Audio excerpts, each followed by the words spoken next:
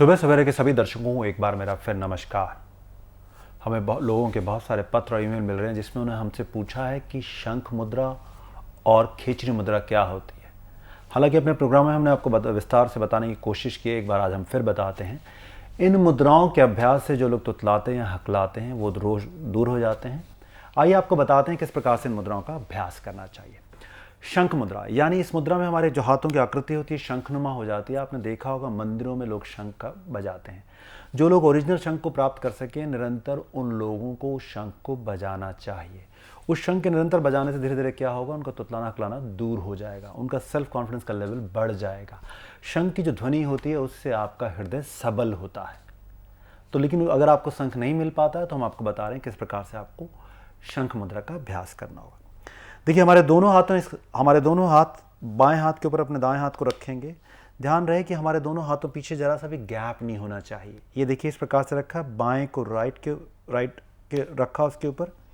उसके बाद हमारे दोनों अंगूठे हमारे परस्पर तर्जनी यानी इंडेक्स फिंगर पे रहेंगे और उसके बाद हम एक छोटा सा छिद्र बनाएंगे दोनों अंगूठों के बीच में। देखिए, छिद्र है, पीछे बिल्कुल एयर टाइट होगा, बिल्कुल एयर टाइट। देखिए, कहीं से भी वायु नहीं निकलेगी। और उसके बाद हम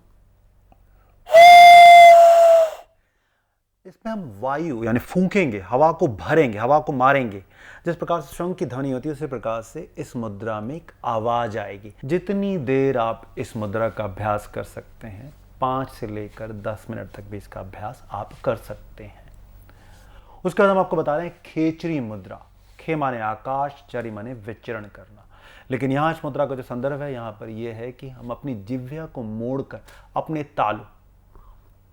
अपने तालू पे लगाते हैं और यथासंभव ये प्रयास करते हैं ज़्यादा से ज़्यादा अपनी जिह्वा को हम पीछे की ओर लगाएं। और खेचरी मुद्रा में जितनी देर हम आसानीपूर्वक रह सकते हैं रहते हैं और पुनः इस क्रिया का अभ्यास करते हैं। देख लीजिए, जिह्वा को मोड़ेंगे। देखिए, जिह्वा थी, ये टंग है, इसको मोड़ा, मैक्सिमम पीछे की ओर लगाने का प्रयास किया और लगाकर कुछ देर इसी अवस्था में बैठते हैं।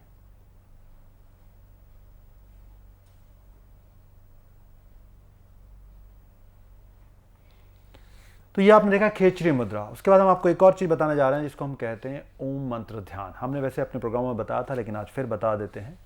ओम मंत्र ध्यान करने के लिए हम क्या करते हैं, परस्पर अपने दोनों हाथों की उंगलियों को मिलाते हैं और अपनी अंगूठों को अपने होठों के और अपनी नाक और अपने होठों के बीच में रखते हैं। आंखें बंद होती हैं और ओम मंत्र का उच्चारण करते हैं। ओम।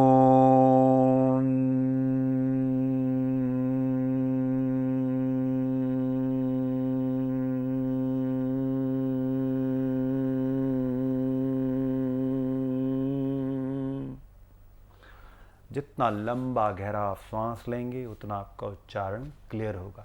तो ये आपने देखा, ओम मंत्र का उच्चारण को भी आप कम से कम रोज 5 मिनट इसका अभ्यास कर सकते हैं। इन क्रियाओं के निरंतर अभ्यास से जो लोग तुतलाते हैं, हकलाते हैं, धीरे धीरे उनके दोष दूर हो जाते हैं। और आप गाने का, बाथरूम सिंगर हैं तो गाना गाने का अभ्यास करें। तो ये आपने देखा किस प्रकार से योग के द्वारा तुतलाना और हकलाना हम दूर कर सकते हैं।